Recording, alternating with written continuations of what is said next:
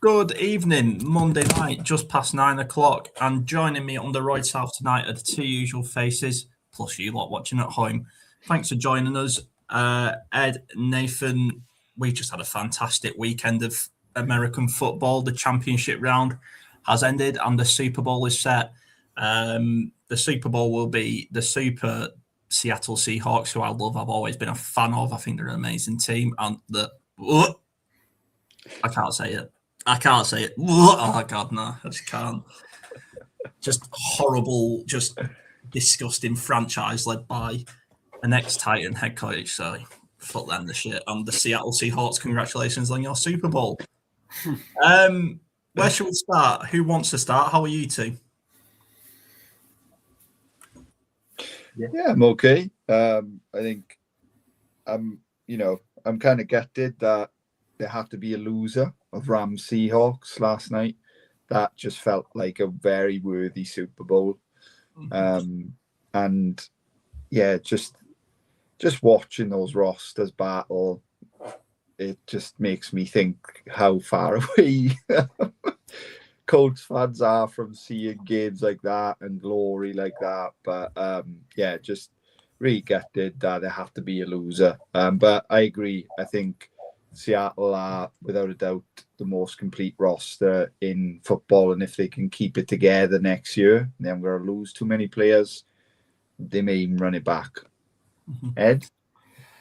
Running it back before they've even lifted it. That's I'm re-jumping again there. Clickbait. Clip that. Yeah. Clip that. Yeah. Do you know the funny thing? I was thinking about it this morning because I remember in the off season we did a show around the NFC, and I specifically remember you saying to me, Nathan, "What do you think of Seattle?" And I remember going, "Don't know really. I haven't really thought that much about them. Like I don't know. They're not like they weren't on my. I totally and utterly like missed them. Didn't." I did, not that I didn't see it coming. I just didn't really. I thought, Sam Darnold. Okay, that's an interesting, move. Getting rid of DK Metcalf. I thought, okay, like who's he going to throw the ball to? Obviously, I know. Look at Harrison's name. That's who he's going to throw the ball to.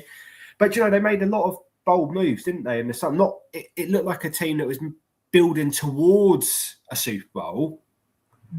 But I don't know. To do it this year, but I agree with you. They've been by far and away the most complete team.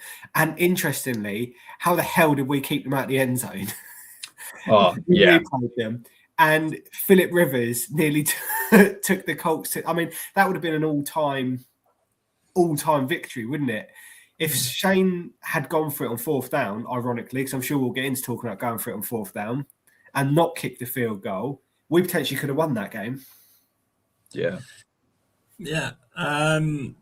So the best place to start, seeing as all we're also excited for this game, is probably the Patriots and the Broncos. That was the most exciting game if you're a fan of the weather.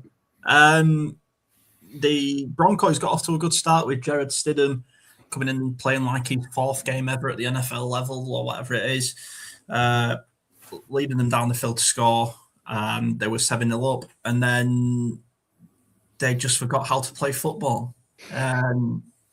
But in reply, I must admit, the Patriots pretty much offered nothing. I can't imagine Vrabel is too happy with his team's performance, even though they did get the win and are going to the Super Bowl. Gents, I made the mistake of choosing this game to watch rather than the Seattle Rams game, mainly because I forgot to book time off work. What a fucking mistake.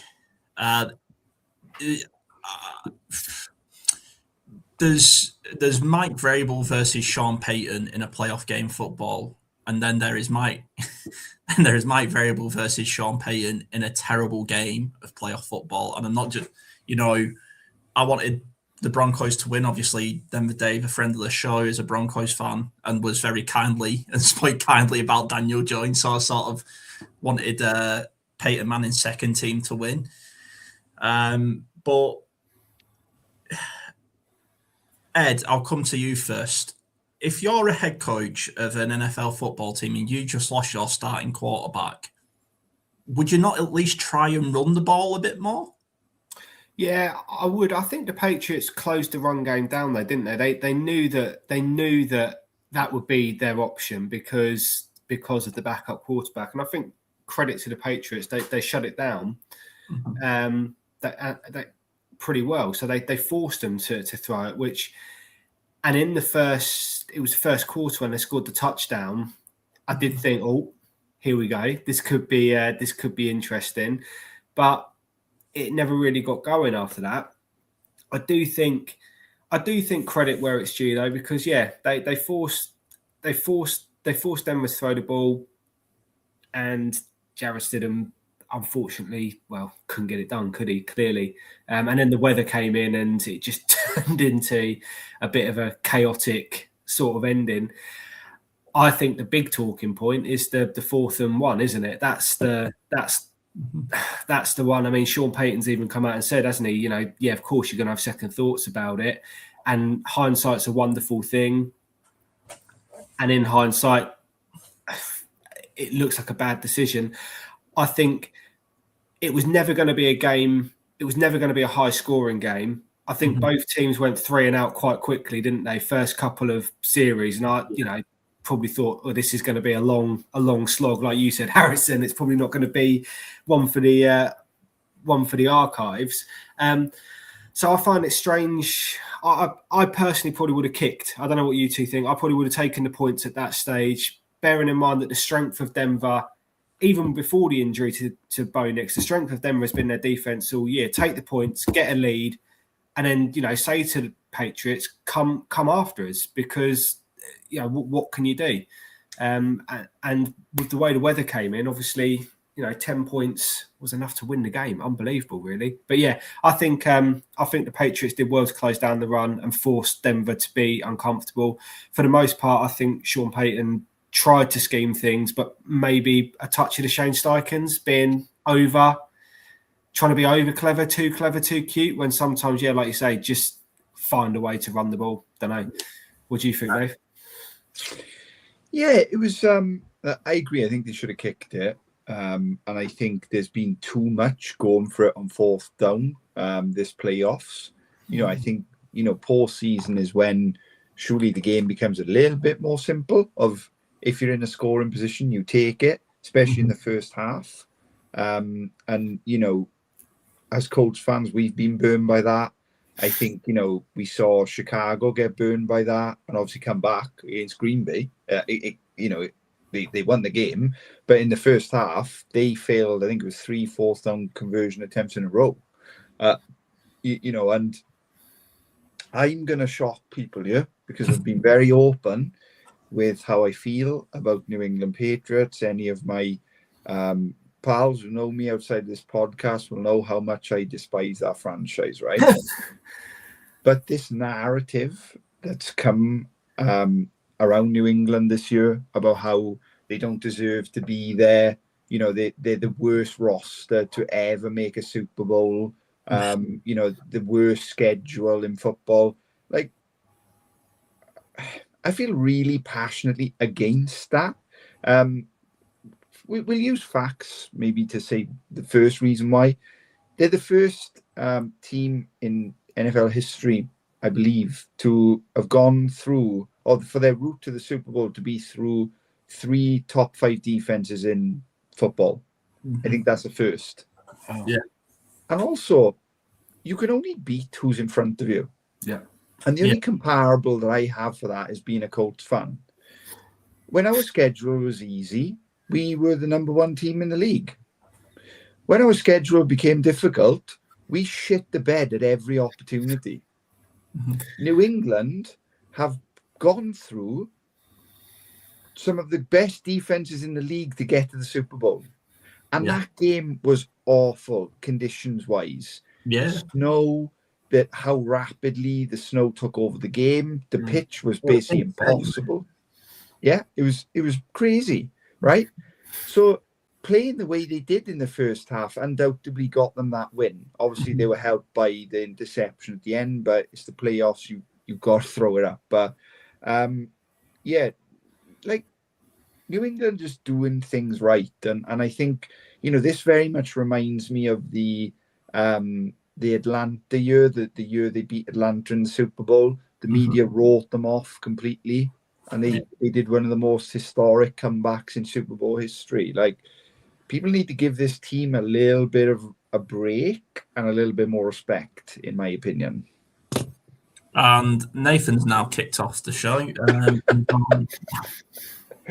I'm only joking. I think that's very important, because I think on this show we do like to be consistent with our approach. I think is fair to say. Whether you agree with opinion, whether we have a difference of opinions on players or games or coaches, whatever, I think we like to have the consistency of the approach, that just bullshit narrative of this is the worst NFL season ever, and this is the easiest. They've had the easiest schedule. Just shit like that. It just kills the game, because it will come back to bite your team, regardless of who you support. It will come back to bite your team, and it's just fucking engagement, click farming shite that we don't support. We try and remain consistent, and I will say, yeah, they've had an easy schedule. But that's not their fault. They didn't pick the schedule. This is not like a college football where you can pick your schedule to say. They get given that schedule and go, all right. And I was quite relieved when Mike Vrabel left the Titans or was sacked, because I really like him as a head coach. I was gutted when he went to the Patriots. Made sense for his career. Still not going to congratulate him all because he cheat, but fair play to him. But a bit on this game then, the 4th and 1. I think this is what it comes down to for me. You can have the best head coach in the world, design the best play in the world, but you've got to have the players who can execute it. And Denver's O-line was horrible all night. Like, no wonder Boyd Nix got injured, because he's been stood behind that a lot. I'm surprised he got this far. I watched that offensive line. I was like, Jesus, that's bad. That is bad. Like, it was like nobody was there. I think it's interesting with that offensive line, because I think it shows the nature of the playoffs. I think that line was the highest graded line in the playoffs. It's one of the best. Like, if you look at the numbers, it's some of the best performing O-line in postseason, definitely. And it just shows that it can all go to pot in the night, right? And I said this last week, Carson, tonight, but how in the world did the Eagles let Milton Williams walk? That guy is a wrecking ball on the D-line for New England, and a guy that's going to be a problem for many years to come. But yeah, it's interesting you mentioned putting players in positions to win. You look at that with Sean Payton, and we'll come into how it affects Sean McVay and the Rams when we move on to that game. Yeah. But, Trayvon Henderson, right? I've been very high on him all year. Ed and I were very high on him pre-draft. We wanted the Colts to draft him in the 3rd round. Obviously, he went in 2nd. I think he touched the ball last night. He's had this electric season. He's been great. He's been dual threat. I honestly don't think he touched the ball last night, because Vrabel knew that in a snow game, you go with your most experienced runner, the guy who's going to keep his hands on the ball as best as he can, which is funny with Stevenson because he had a fumble issue at the beginning of the season and last season. But it's just an example of that. And I will come back to how that affects McVay and the Rams too, because the 2 biggest plays of the year, and they're thrown to absolute nobodies. Ed? I just going to say, I think it's interesting talking to the players on the Patriots and players that make plays. I watched a bit earlier on Get Up on ESPN, and Dan Orlovsky was talking about the play before the 4th and 1.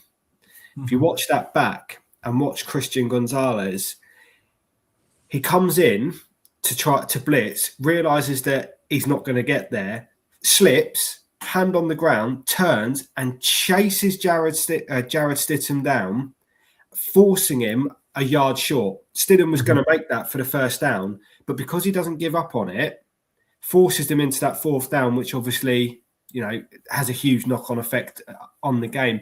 I think it's interesting, to your point, Harrison, about Mike Vrabel, that kind of desire and not giving up on a play comes from players that are really well and truly bought into the culture of what their franchise and what their team is trying to do.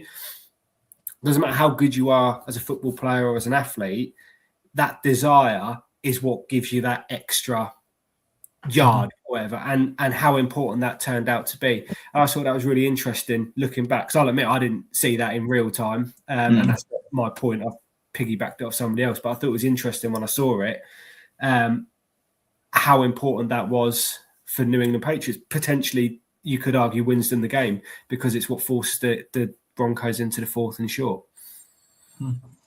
Yeah. Listen, like, I don't know how many times I've talked about Mike Vrabel, and just this is a serious head coach, and we saw it at the Titans, but the Tennessee up top are a mess of a franchise and decided not to back him, really. Like, we're going to give you Ryan Tannehill to try and get us to the Super Bowl? Like, come on. But I think, bigger question for the Broncos, in a funny sort of way, they're in the exact same position we are. They don't have a quarterback one. They're really no better off. And I don't say that in a bad way. I wouldn't say they're a team of superstars or a team of, you go, that's a heavily talented roster. You go, it's a good team, well coached. So the question is, Sean Payton, what does he do? Because that he sort of had one shot with the Saints and Drew Brees, didn't he? And unfortunately, we know how that went. He was successful, but then after that, it just sort of didn't go anywhere. So can he stop himself? I'll get to my question. Can he stop himself falling for that sort of second season slump? Yeah, I really do think that's the case. And I think that there's probably two variables to this. That, if it wasn't snowing, I think we see a completely different Jarrett Stidham, see a completely different offense. Mm-hmm. We see probably a game plan that's designed to help a guy who hasn't thrown a ball for 2 years. And I think that if Bo Nix is in that game, regardless of the weather, Denver probably give it a bit more of a better shot.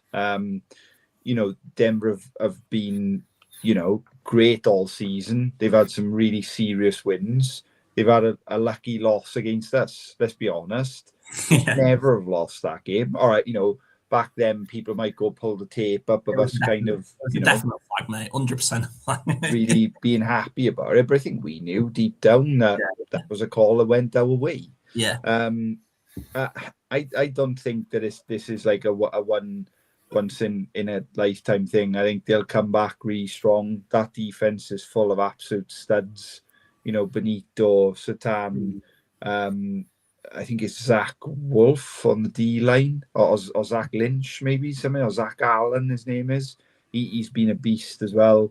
Barron, the rookie, looks good. Yeah. They've got a really talented roster, and I think they'll definitely come back swinging. Like, if I could pick a coach to coach a backup QB in the playoffs, Peyton would be one of them, because he's going to protect him. I just think the elements got into him, man. Ed? I think it's an opportunity missed for Denver, but I think they're in a better position than we are, if you want I think the AFC, the way it's fallen this year, New England have taken advantage of it, and they're in a Super Bowl, and I think that's what that's the way it's gone this year. I don't think we're going to see a juggernaut, inverted commas, in the AFC for a few years now. I think, Kansas will be back. Buffalo be interesting, new coach. Baltimore, new coach. Pittsburgh, new coach.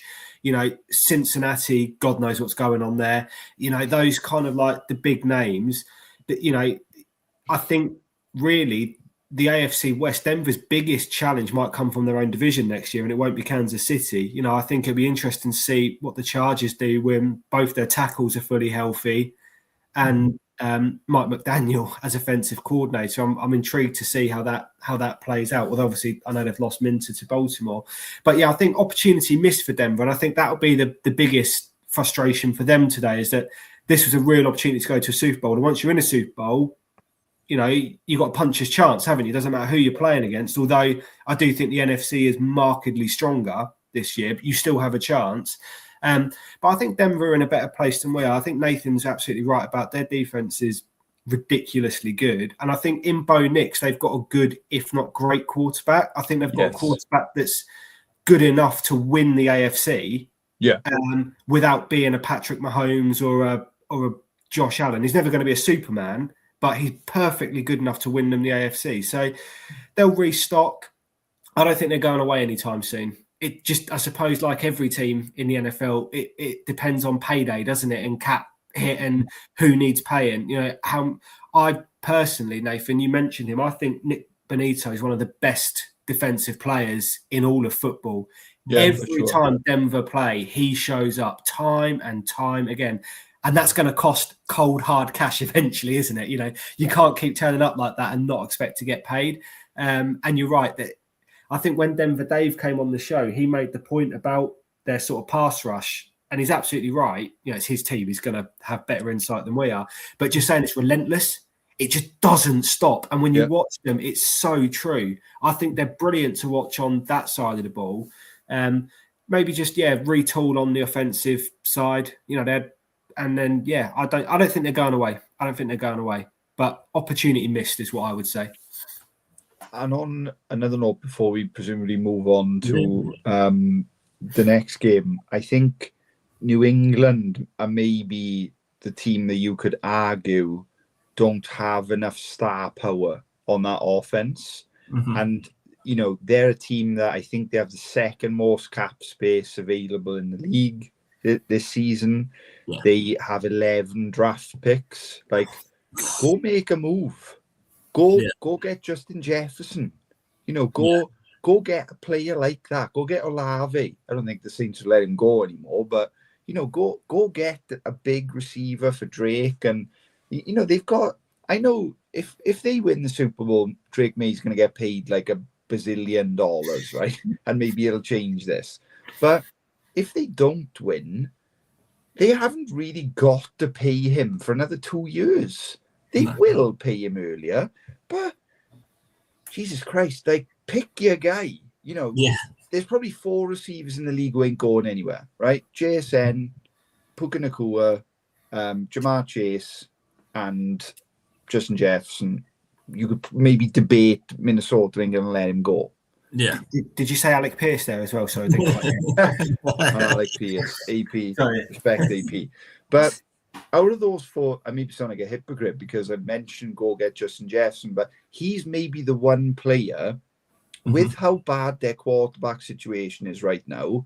They are probably the team that listens to a trade enough, you know, to let that player go. Wow. And that changes everything for me, for New England. They just need some stars. Diggs is not it. No. He's not probably going to be in jail next year. Sorry. No, he's not long term. No, I agree. I meant more because of his age. He might be long term in jail.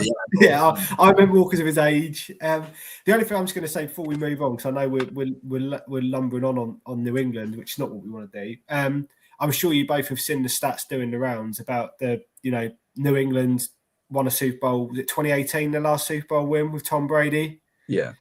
They've now managed to completely bottom out, retool in the back in the Super Bowl. Yet we're meant to believe that a rebuild takes how many years under Chris Ballard? Yeah. Urgency's never been higher, gents. Oh, God, yeah, let's make it depressing. Sorry, if I bring that up. Yeah. Moving on to bigger and brighter things in the world. This next game was an absolute classic, as we put last week, and Nathan's mentioned a lot of time. This should have been the Super Bowl. It does the way it could have been. It definitely should have been. The Seahawks got off to a hot start with murder his name, Rashid Rice. Rashid Shaheed, the Seahawks receiver. That's the one, Rashid Shaheed. Yeah, I can't say it. Who went off on fire, and just every time I looked up, Jackson Smith and Jugba, wow, what a player. 10 receptions for 150 yards and a touchdown, and just every time I looked up, he seemed to be about 7 foot in the air catching the ball. Unreal. So the Seahawks started off on fire. The Rams came back and showed a little bit of fight. But then the Rams special teams wins games, gents. And unfortunately, the Rams special teams decided not to catch the ball on a punt return twice. One time they was lucky, the second time not so much. And this young Legion of Boom managed to see it out. And do you reckon Minnesota Vikings are regretting letting go of Sam Darnold? I think they might be. Sammy D has finally got to the Super Bowl after being labelled a bust, the guy who sees Geist, I believe he was. You know, a bit like Daniel Jones, but obviously he's managed to take it the next step in his career and make it to the Super Bowl, so fair play to him. Nathan, you stayed up for this one, so why don't you tell us how it was watching it in real time? It's just incredible. You know, I just wish it was the Super Bowl, honestly. I think it had that kind of ending too. And one thing I was really excited for with this game was these are teams where like their best players are going to show up, you know, and I think we knew that we were going to see like a true battle of JSN and Kenneth Walker versus, you know, Devontae and Puka. And that's exactly what we saw. And it was kind of like, oh, if you can do that, we'll do it better. You know, some of the Rams drives were just unbelievable. It was surgical, video game-esque. You know, some of the Seahawks responses were just awesome. Darnold was incredible. You know, Brady kept telling us every 10 seconds that it was probably the best game of his career. You know, he was just awesome. Frustratingly at the end, though, I think this could be a kind of fundamental problem in the league with younger play callers. It's like they just seem to get too pretty. You know, the biggest plays of the Rams season, and Stafford throwing to Terrence Ferguson, and forgive me, whoever you are, I don't even know this guy's first name. I think his surname was Maryland or Merriam. And I'm like, you've got Kyron Williams, Puka Nacua, Devontae Adams, Tyler Higbee, Corby Parkinson, Blake Corum, and you throw to Terrence Ferguson and a guy who I didn't even know existed in the league. What's going on? What? Like, why is football could become so complicated? Yeah. Throw it to Puka or throw it to Adams. And I know the Seahawks know that's coming, but come on. You know, there was times where JSN was the Seahawks game plan. It was working. He was wide open most of the night. But yeah, what a game, and just a massive shame that there has to be a loser. And, you know, deep down, many people, myself included, probably wanted to see Stafford get ring number 2. But it's just not to be. Yeah. I think I was chairman of that, wanting to see Stafford get a second ring club, to be honest with you. I was all in on that. I got a few points on this game. First thing, your point, Nathan, there about it being, you know, a de facto Super Bowl. It made me think of, I don't know if either of you two have watched the Netflix documentary with about Jerry Jones, America's Team. Not yet. And, I've kind of been half watching, like I'm still only halfway through it, but a lot of it centers on their championship games with San Francisco in the 90s. And there's a bit with Michael Irvin when he says, you know, we considered this the Super Bowl. Like, we knew whoever won these games was going to win the Super Bowl. We didn't even care. Like, not quite like to that extent. It was like, this was the Super Bowl. We knew we were going to win the Super Bowl if we beat And I kind of got that vibe off of last night's game. There's no disrespect to New England Patriots. Feel free to click this up and make me look like a tit on the internet in a few weeks' time. Happy to do so. It won't be the first time. But yeah, I think that these were probably the two best teams left in contention to win this year. And it, like you said, it's a shame that there had to be a loser. Sorry, you can probably tell that something else has just happened. Anyway, second point I was going to say about this game, Cooper Kupp, very, very, for him, the way, and again, if you get a chance to go and read an article on The Athletic today, I think it was Diana Rossini that put it up, a really good piece about how he kind of left the Rams and how he felt a little bit kind of disrespected. Mm-hmm. So great for him to get that kind of comeback. He pivotal touchdown, also caught an unbelievable catch on that third down when Sean McVay couldn't challenge because he used the timeout. It's like, wow. But what a catch that was, the way he kind of turned his body, unbelievable. And then the other point I took out of this game, which I thought was hilarious, was obviously prior to trade deadline, the Colts, a name that was doing the rounds up with the Colts was Rick Woolen, wasn't it? The cornerback from Seattle. When I saw that he got penalised for taunting, when it was like 4th and 24 or something, wasn't it? And he got penalised for taunting, which gave a first down. I thought, yes, you're a Colt. You are definitely a Colt. Chris Ballard, get the checkbook out. That's the most Colt thing a non-Colt player can do. And on that taunting call, just before you come back in here, it's like, again, two things are crazy about it, right? How do you do that if you're Rick Woolen? Yeah. How are you in that situation and you go chops to Sean McVay in front of the line judge? Yeah. It happened in front of him. Just a crazy play, brainless play. But then also you think, this is the NFC Championship game. Where else are you meant to get that emotion out? I think we'll probably tackle this in the off-season, but the taunting rule is just, it's just fascinating. It's like in soccer, them bringing a rule in that when you score a goal, you're not allowed to celebrate. Mm-hmm. How do you police that? Yeah, I think this is definitely one for the off season. I mean, I don't like it when I see yellow cards given for sort of celebrating in front of fans. I think that's the whole part of the game, isn't it? They give you abuse for however many minutes. You score a goal, that's your chance to give it back. Like that's just. But yeah, that's a good point. But it just made me chuckle because I thought, yeah, that's the most Colt thing I've seen a non-Colt player do in the championship game. Yeah. You want to know why they get flagged? It all comes down to sponsorship money. That's all it is. But yeah, we can tackle it in the off season because we have plenty of time in the off season because no first round picky for us. Yeah, so just heads up, thanks for everyone for watching tonight and joining in and commenting on our content. It does mean a lot. We appreciate you. We love you. We do try and stick to a consistent opinion on this show because we want to try and make it consistent, because I think when you get inconsistencies and just engagement farming content, it's crap for everyone and kills the game. So thanks for joining us and spread our love for the Seattle Seahawks. So the Super Bowl then, gents, it's set finally. Unfortunately, the Colts didn't make it this year. They'll make it next year, I promise.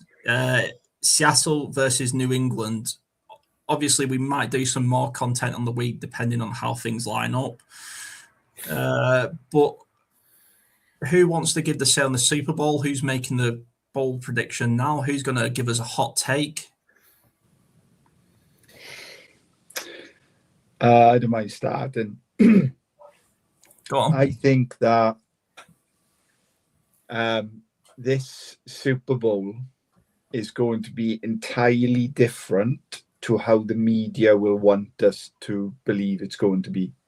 Mm-hmm. I think we're about to walk through 2 weeks of teams constantly downplaying New England. It's already happening. This is Seahawks are going to win. Seahawks have won. Congrats. Give them the trophy now.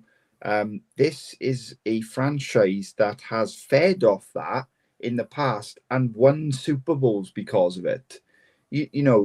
look at Vrabel's locker room talk. Look at his press conference when he joined. He's made these players want to be there, to feel like they should be there. That's the perfect solution for being written off for 2 weeks. Like, I don't think the game's going to play out like that. I think it's very easy to think the Seattle are going to absolutely, pump them, but we haven't really seen May throw for 2 weeks. That just circumstances have gone that way. I definitely think the Seattle are going to win. Just because I think the defense is unbelievable, and I think it'll handle the threats of Diggs, Henry, and Boutte pretty well. That's not a star-powered offense like the Rams have that can, score in 2 minutes or less even. But I'm interested to see how much we see Drake May run. The last 2 weeks he's running up the middle in an insane way, and maybe we just see a completely different level. But I think the next 2 weeks are going to be painful in terms of how much New England are going to get written off and then probably come out and win. You know what I mean? But yeah. I think New England are one of those teams that just have winning in their DNA, don't they? Like how many times have you seen Real Madrid win the European Cup and looked at them and gone, how have you won that? But do you know what I mean? Like New England have got that sort of vibe, haven't they? I agree with that, Nathan. I also think my hot take, not much of a hot take, I think this is more for what happens after the Super Bowl, is what this Super Bowl is going to do for the QB bust market. So I'm looking at Kyler Murray, Tua Tagovailoa, Malik Willis, although you can't really call him a bust per se, but all those quarterbacks that have kind of, Anthony Richardson, maybe, our team's going to be more inclined, because you could argue, look at how Daniel Jones started our season. Our team's going to be more inclined to look at giving those guys another go. Because again, another name, Baker Mayfield, look how well he's done at Tampa since he's kind of gone in there. Our team's going to be more inclined to look at that market, bearing in mind that from what I understand, I haven't done a huge amount of draft research yet, but outside of Mendoza, I don't think there's many QBs coming into this draft. No, it's not. I think the bigger winners are going to be the QB vets that are already in the league, maybe looking for new teams. That's my kind of... I think we're going to hear a lot of conversation about that over the next couple of weeks because of Sam Darnold. Ed, you might have to change your analogy because we do have a couple of comments from someone watching. Landon, first of all, thanks for joining us on tonight's show and commenting. It does mean a lot. Kyler isn't a bust. AR isn't a bust. I've used the word bust in conjunction with I used the word bust in conjunction with Sam Darnold. I think the point I'm trying to make is these QBs vets, I don't think it's a shot to say that Kyler Murray's going to be looking for a new team in the off season.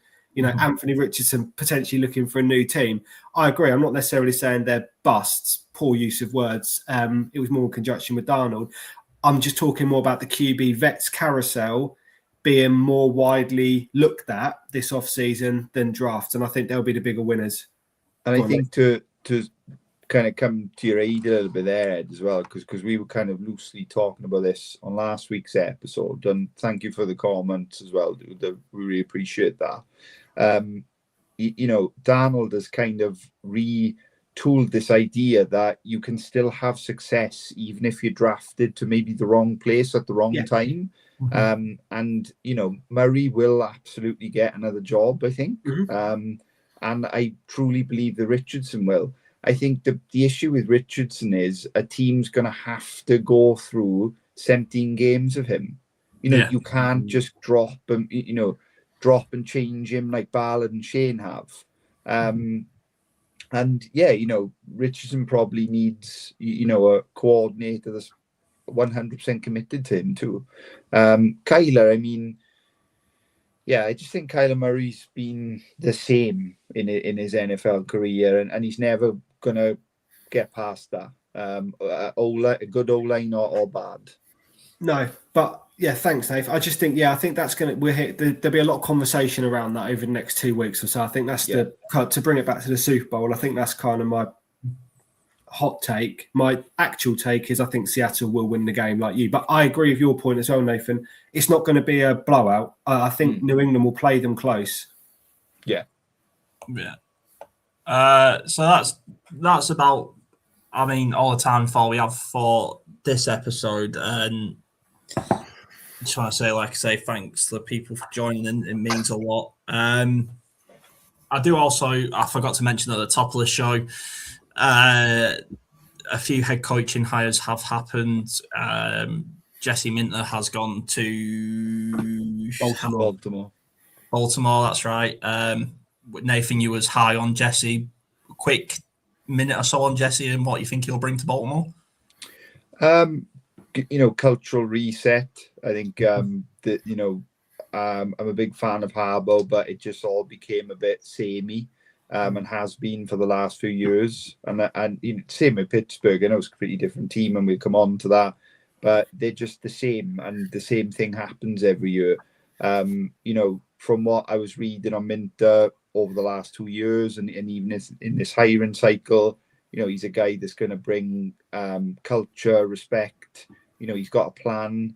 And ultimately, I think we're going to see a little bit about what happened with Seattle. We're going to see the head coach worry about the defense and make that Baltimore defense as great as it probably should be on paper. And then just bring in stud OCs to let Lamar, shine. And I have no doubt that Lamar had a little bit of a say in this hire as well. But yeah, I think with Minter, you're getting complete new culture. And ultimately, you're getting really good defense, because his defensive units in the Chargers have been, very, very, high when you look at the stats. So, yeah. And Ed, I'm just wondering if you had any words, or if you worked out why the Steelers decided to go from firing Mike Tomlin to hiring Mike McCarthy. As just seems like the most Pittsburgh move ever. I think Tomlin stepped away, didn't he? I'm not 100%. Yeah. It was a kind of. I think he walked before he was pushed. I think that's been potentially the writing's been on the wall there for a while. I actually don't think it's a bad hire by Pittsburgh. He's a local guy, Mike McCarthy, from the local area. Super Bowl winning coach. Look at the Dallas Cowboys when he was there. Was he there 4 years? I think they went 12-5 in 3 of his years that he was there. I can see the conversation. It's a bit of a vanilla move, maybe, but he's a very safe and steady pair of hands. Pittsburgh need a quarterback, don't they? That's the thing. Is he going to tempt Rodgers to do one more season in Pittsburgh? Maybe could that have played some part in it? Pittsburgh aren't in a position to get a quarterback in this year's draft. The guy they've got behind Rodgers didn't play much, did he? Will Howard, he's come from Ohio, didn't he? Year before, won the national championship. He hasn't played much, though. So, you're not really going to give him the keys to the franchise straight away. So, I think they need to sort quarterback out as much as anything. But I think McCarthy is a good enough coach. Again, in that division, a lot of turmoil, a lot of changeover. Pittsburgh will still fancy their chance of being competitive next year. And I think McCarthy gives them the best chance of doing that. Mm-hmm. Excellent. And like I say, before I round up the show, everyone, thanks for commenting, thanks for joining in, thanks for sharing our content. It does mean a lot to us, because it makes it more fun when there's other people talking back to us. So see you all later, and I guess joining us next at some point in the next couple of weeks. We might try and get a few more shows out. So I haven't got my usual, I guess, joining us after the AFC beat the NFC in the Pro Bowl 50-0 or whatever. Nobody watched the Pro Bowl. Nobody cares about the Pro Bowl. See you all later.